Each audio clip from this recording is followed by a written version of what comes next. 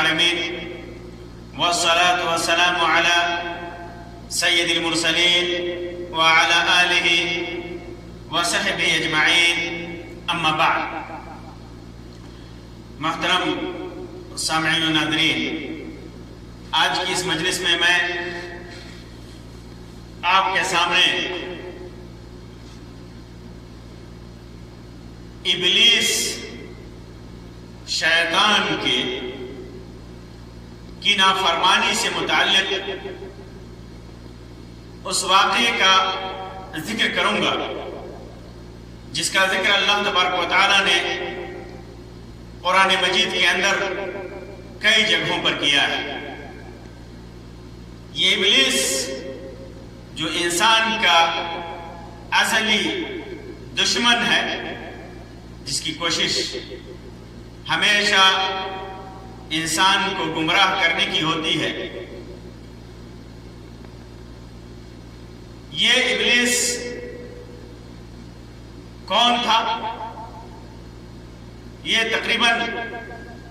ہر مسلمان جانتا ہے، ہر مسلمان جانتا ہے۔ یہ ابلیس جنوں میں سے تھا اور اپنی عبادت کی بنیاد پر اللہ تبارک و تعالیٰ کے یہاں بہت مقبول تھا۔ اللہ تبارک و تعالیٰ نے اسے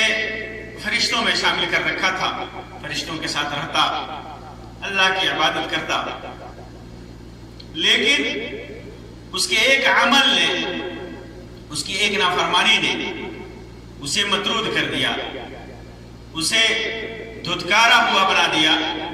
اللہ تبارک و تعالیٰ کی رحمت سے۔ یہ مایوس ہو گیا۔ یہ ابلیس، یہ افعیل کی وزن پہ عربی کا یہ لفظ ہے۔ بعض لوگوں نے حالانکہ یہ بیان کیا ہے کہ یہ ابلیس یہ عربی نہیں، فرانسیسی یا کوئی اور زبان ہے، لیکن علماء نے لکھا ہے کہ یہ ابلاس سے بنا ہے۔ ابلیس ابلاس سے، ابلاس کا مطلب ہوتا ہے ابعاد من الخیر، خیر سے دور، خیر سے دور، یا بعض علماء نے اس کا معنی لکھا ہے الیاس من رحمت اللہ، اللہ کی رحمت سے مایوسی، اللہ کی رحمت سے مایوسی۔ بالا سا یعنی تارا، پھٹکارنا، دھتکارنا، مطرود من اللہ، اللہ تبارک و تعالیٰ کی المطرود من رحمت اللہ، اللہ تبارک و تعالیٰ کی رحمت سے دھتکارا ہوا۔ اور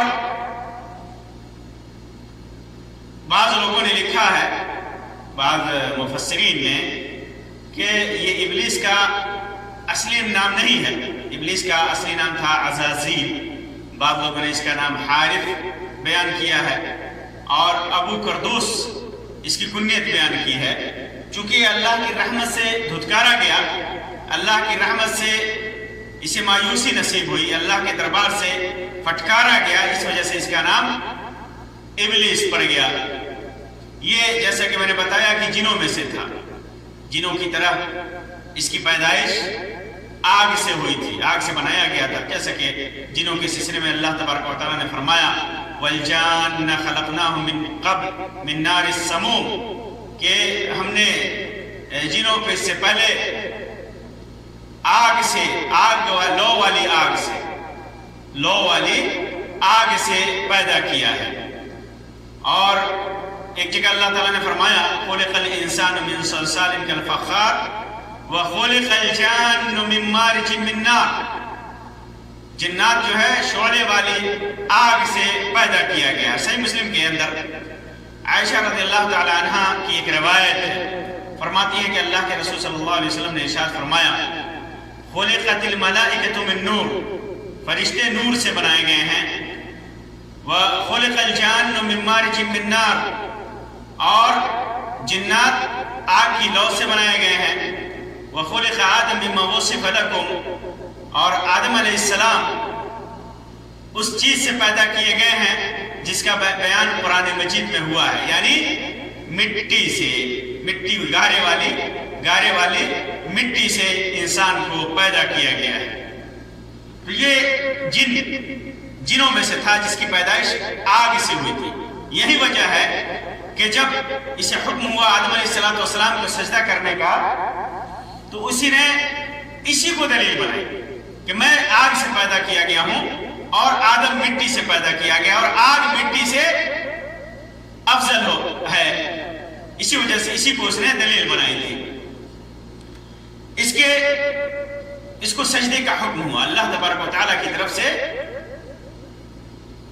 اسے آدم علیہ السلام کو سجدے کا حکم ہوا جیسے تمام فرشتوں کو حکم ہوا۔ اللہ تبارک و تعالیٰ اس کو سجدے کا جو حکم دیا گیا اس کا بیان کرتے ہوئے فرماتا ہے وَلَقَدْ خَلَقْنَاكُمْ ثُمَّ صَوَّرْنَاكُمْ لَقَدْ خَلَقْنَاكُمْ ثُمَّ صَوَّرْنَاكُمْ ثُمَّ قُلْنَا لِلْمَلَائِكَةِ اسجدوا لآدم فسجدوا إلا إبلیس لم يكن من الساجدین، کہ ہم نے تم کو پیدا کیا، پھر تمہیں شکل دی، تمہیں صورت دی، پھر ہم نے فرشتوں سے کہا کہ آدم کو سجدہ کرو، آدم کو سجدہ کرو، تو فسجدوا، سارے فرشتوں نے سجدہ کیا سوائے ابلیس کے، لم یکن من الساجدین الا ابلیس، سارے فرشتوں نے سجدہ کیا سوائے ابلیس کے، ابلیس نے سجدہ نہیں کیا۔ اور ایک جگہ اللہ تعالیٰ فرماتا ہے فَإِذَا سَوَّيْتُهُ وَنَفَخْتُ فِيهِ مِن رُوحِي فَقَعُوا لَهُ سَاجِدِينَ، کہ جب ہم نے آدم کو بنا دیا، آدم کو کی تخلیق سے ہم فارغ ہوئے اور اس کے اندر اپنے روح پھونکی تو سارے فرشتے سجدہ کرنے لگے، سارے فرشتوں نے انہیں سجدہ کیا، اللہ کے حکم کے بعد سارے فرشتوں نے سجدہ کیا۔ فَسَجَدَ الْمَلَائِكَةُ كُلُّهُمْ أَجْمَعُونَ، سارے فرشتوں نے سجدہ کیا إِلَّا إِبْلِيسَ أَبَى أَن يَكُونَ مَعَ السَّاجِدِينَ، سوائے ابلیس کے، ابلیس نے سجدہ کرنے والوں کے ساتھ سجدہ کرنے سے انکار کر دیا۔ اور ایک جگہ فرماتا ہے اللہ تعالیٰ وَإِذْ قُلْنَا لِلْمَلَائِكَةِ اسْجُدُوا لِآدَمَ فَسَجَدُوا إِلَّا إِبْلِيسَ، جب ہم نے فرشتوں کو کہا کہ آدم کو سجدہ کرو تو سب نے سجدہ کیا سوائے ابلیس کے، کان من الجن، یہ جناتوں میں سے تھا، فَفَسَقَ عَنْ أَمْرِ رَبِّهِ، اپنے رب کے حکم سے اعراض کیا، اپنے رب کے حکم سے دور بھاگا، اپنے رب کے حکم کا انکار کیا اور سجدہ نہیں کیا۔ اور اللہ تعالیٰ ایک جگہ فرماتا ہے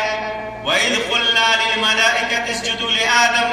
فَسَجَدُوا إِلَّا إِبْلِيسَ أَبَى وَاسْتَكْبَرَ وَكَانَ مِنَ الْكَافِرِينَ،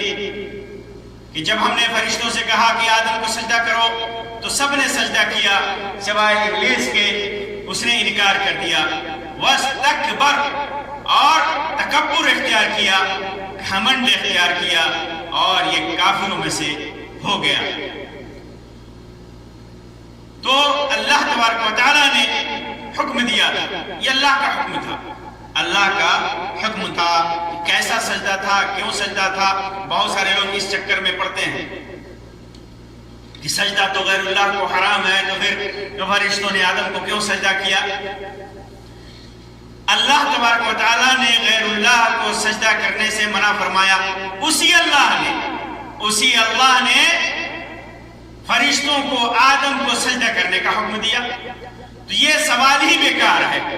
یہ سوال ہی بیکار ہے کہ جب غیر اللہ کو سجدہ کرنا حرام ہے تو فرشتوں نے آدم کو کیوں سجدہ کیا؟ سجدہ اس لیے کیا کہ اللہ کا حکم ہے،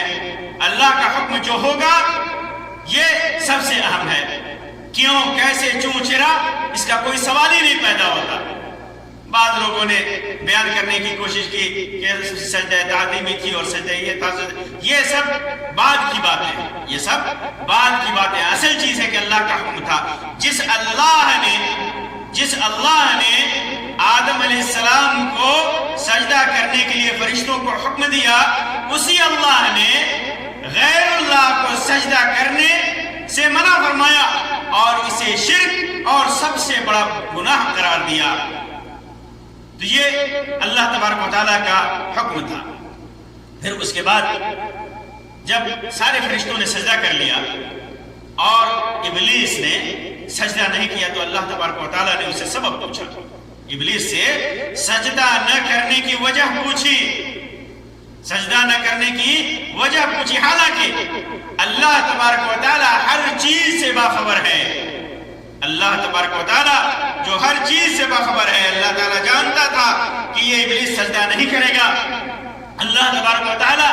یہ جانتا تھا کہ ابلیس نے سجدہ نہیں کیا ہے اور کیوں نہیں کیا ہے۔ اس کے باوجود اللہ تبارک و تعالی نے ابلیس سے پوچھا کہ بتاؤ تو نے سجدہ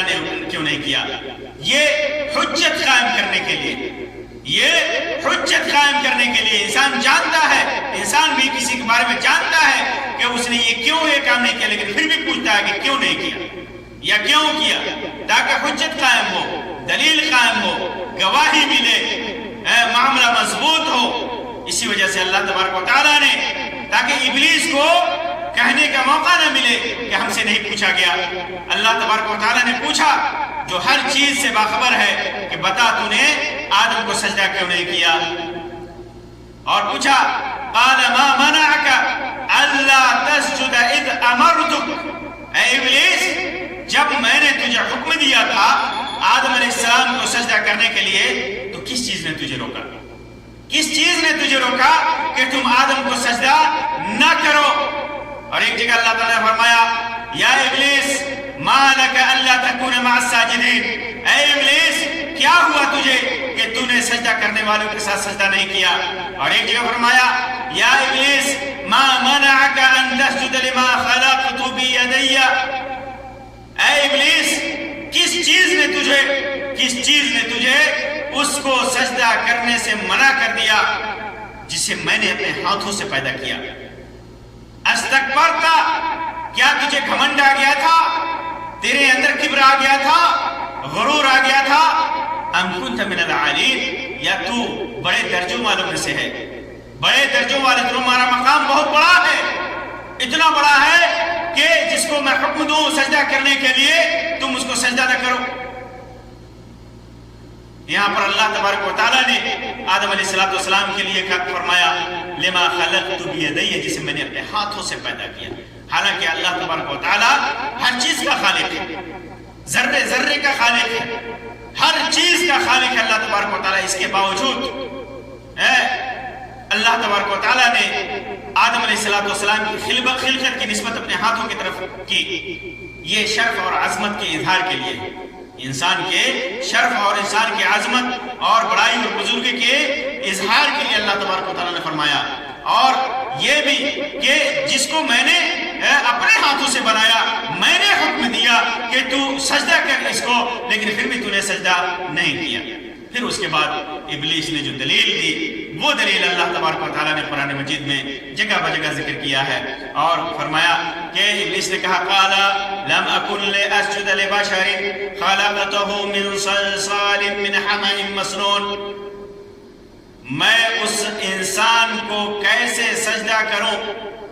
میں ایسے انسان کو سجدہ نہیں کر سکتا جس کو تو نے کھنکھناتی ہوئی مٹی، سڑی ہوئی کھنکھناتی مٹی سے پیدا کیا ہے، گارے سے بنی ہوئی مٹی کے گارے سے سوکھی ہوئی کھن جو زمین پر ڈالے تو آواز کرے، اتنی سوکھی ہوئی ہو، ایسی مٹی سے تو نے اس کو پیدا کیا، ایسے انسان کو میں سجدہ نہیں کر سکتا، نہیں کروں گا۔ نہایت ہی جرأت کے ساتھ اس نے کہا اللہ تبارک و تعالیٰ کے سامنے کہ میں ایسے انسان کو، ایسے بشر کو سجدہ نہیں کر سکتا جسے تو نے سڑی ہوئی کھنکھناتی مٹی سے پیدا کیا ہے۔ اس نے انکار کی وجہ آدم علیہ السلام کا خاکی ہونا، مٹی سے پیدا ہونا اور بشر ہونا بتایا کہ وہ بشر ہے، وہ انسان ہے، وہ مٹی سے پیدا کیا گیا ہے، جس کا مطلب یہ ہوا کہ انسان کو، ایک انسان اور بشر کو اس کی بشریت کی بنا پر حقیر اور کمتر سمجھنا، بشریت کی بنا پر حقیر اور کمتر سمجھنا، یہ شیطانی فلسفہ ہے، یہ شیطانی فلسفہ ہے، ابلیسی فلسفہ ہے، یہ ابلیس کا فلسفہ ہے کہ انسان کو اس لیے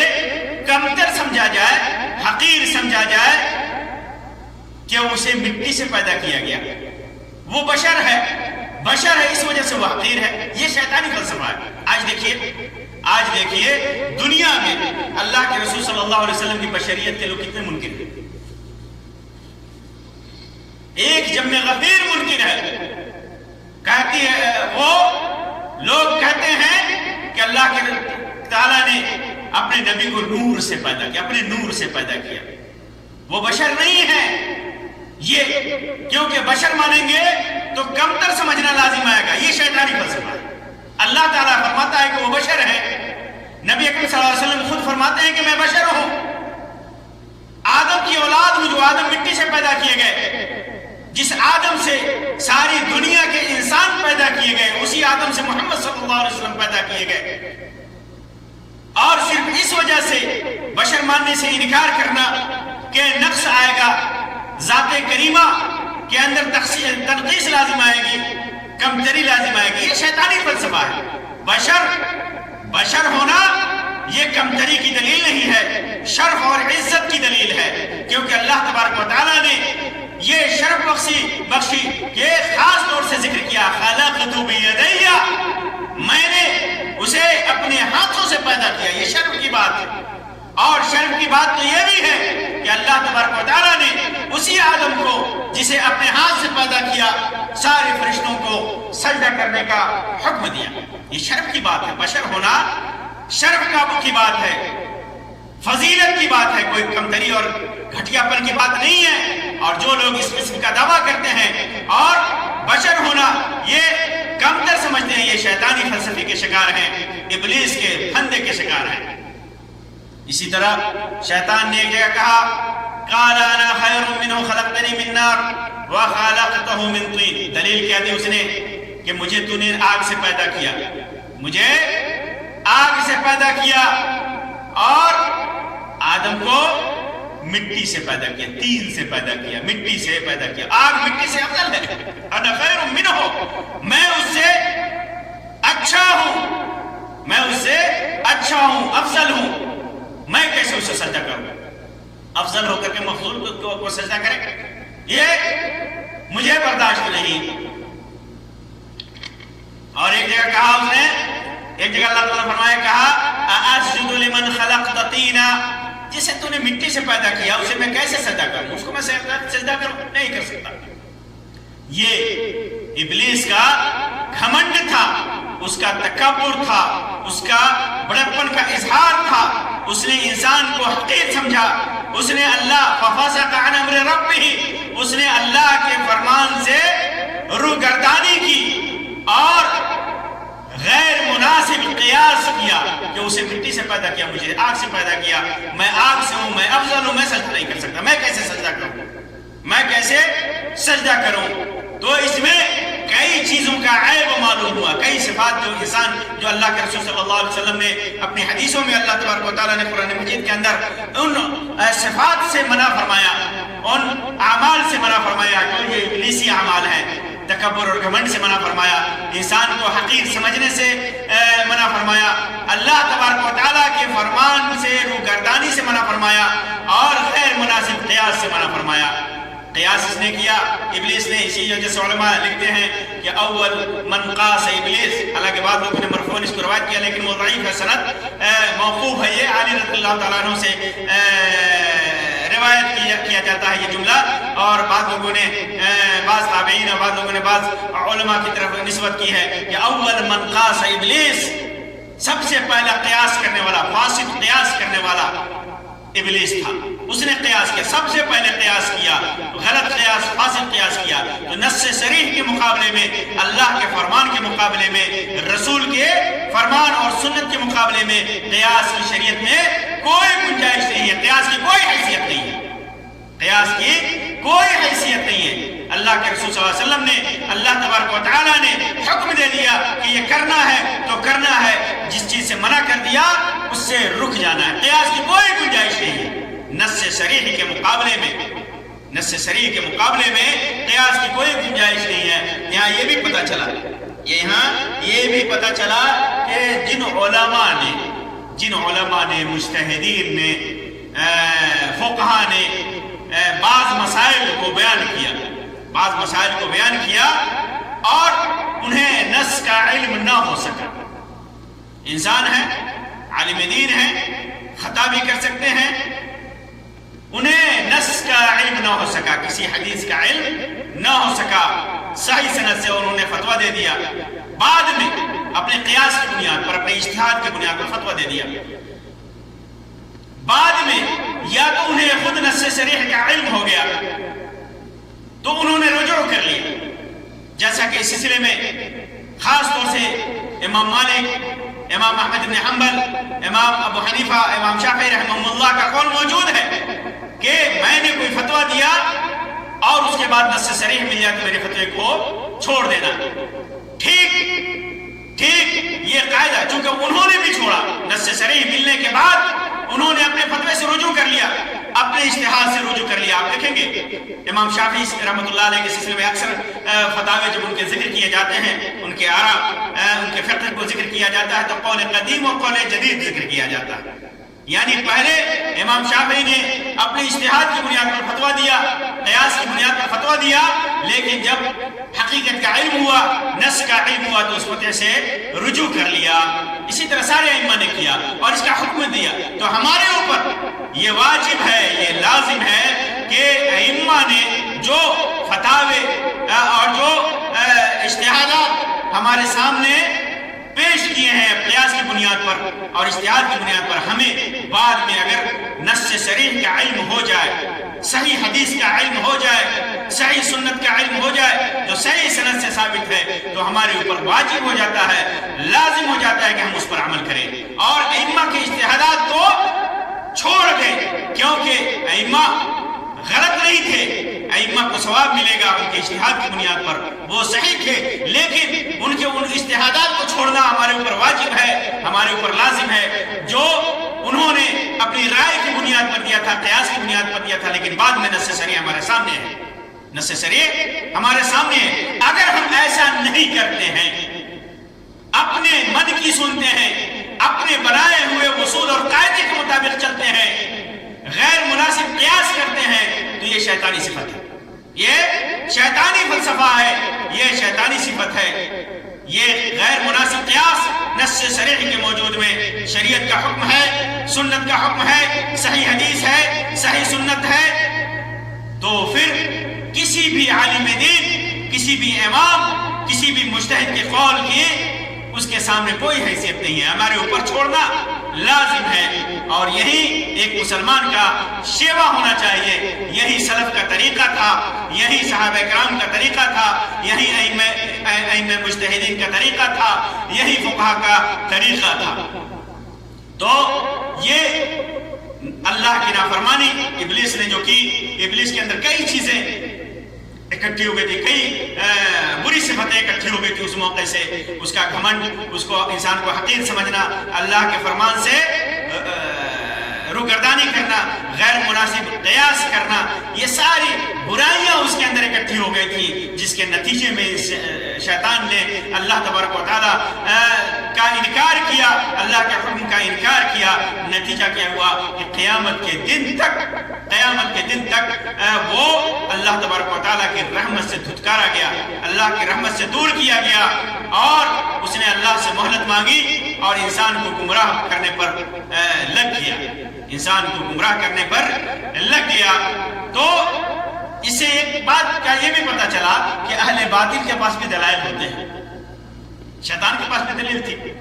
وہ دلیل چاہے کتنے ہی کمزور کیوں نہ ہو، کتنے بھی گھٹیا کیوں نہ ہو، ابلیس نے بھی دلیل ڈھونڈ ہی لیا تھا. تو باطل کے لیے دلیلیں ہمیں بہت ساری ملیں گی. جب ہم عملی زندگی میں نکلتے ہیں اور جب ہم سنتے ہیں، لوگوں کو دیکھتے ہیں، لوگ دلائل پہ دلائل پیش کرتے ہیں، 1 2 3 4 ہزاروں دلیلیں پیش کر دیتے ہیں، لیکن وہ ساری دلیلیں باطل کے لیے ہوتی ہیں، باطل کے لیے ہوتی ہیں، ان کی کوئی حیثیت نہیں ہے، ایسی دلیل کی کوئی حیثیت نہیں ہے. ابلیس نے بھی مضبوط دلیل پیش کیا تھا کہ میں آگ سے پیدا کیا گیا ہوں اور آدم مٹی سے پیدا کیا گیا ہے، وہ بشر ہے، میں افضل ہوں، میں کیسے سجدہ کروں. لیکن اللہ تعالیٰ نے کہا کہ جب حق تمہارے سامنے ہے، اللہ کا حکم تمہارے سامنے ہے، اللہ کا فرمان سب تمہارے سامنے ہے تو پھر انکار کی کوئی صورت نہیں ہے، اور ایسے انکار سے تو دھتکارا جائے گا، تو پھٹکارا جائے گا، تو ملعون ہوگا۔ تو باطل کے لیے لوگ باطل کے لیے بڑی دلیلیں ہوتی ہیں، لوگ بیان کرتے ہیں، لیکن واضح ہے کہ دلیل وہی بنتی ہے جو قرآن و سنت سے ہے، جو جن چیزوں کو اللہ تبارک و تعالیٰ نے پیش کیا، اس کے رسول نے پیش کیا، جن دلائل کو صحابہ کرام نے سمجھا، وہی ہمارے سامنے اہم ہیں، وہی دلیلیں صحیح ہیں، اور باقی دلیلیں جو باطل کے لیے ہم لاتے ہیں، جو باطل کے لیے دلیلیں لائی جاتی ہیں، وہ سب کے سب بیکار ہیں، ہیچ ہیں، اور سبب معصیت ہیں، سبب گناہ ہے، اللہ تبارک و تعالیٰ کی ناراضگی کا سبب ہے۔ تو اللہ تبارک و تعالیٰ سے دعا ہے کہ اللہ تبارک و تعالیٰ ہمیں ہر قسم کی ابلیسی اور شیطانی صفات سے اپنے حفظ و امان میں رکھے۔ اللہ تبارک و تعالیٰ ہر اس صفت سے جو ہمیں گمراہ کرنے والے ہوں، ہر اس عمل سے، ہر اس قول سے، ہر اس فعل سے جو ہماری گمراہی کا سبب بنے، اللہ تبارک و تعالیٰ ہمیں بچائے۔ اللہ تبارک و تعالیٰ ہمیں قرآن و سنت پر، صحیح سنت پر اور قرآن کے احکام پر چلنے کی توفیق عطا فرمائے۔ آمین یا رب العالمین، وآخر دعوانا ان الحمد للہ رب العالمین، وصلی اللہ علی خیر خلقہ وسلم، والسلام علیکم ورحمۃ اللہ وبرکاتہ۔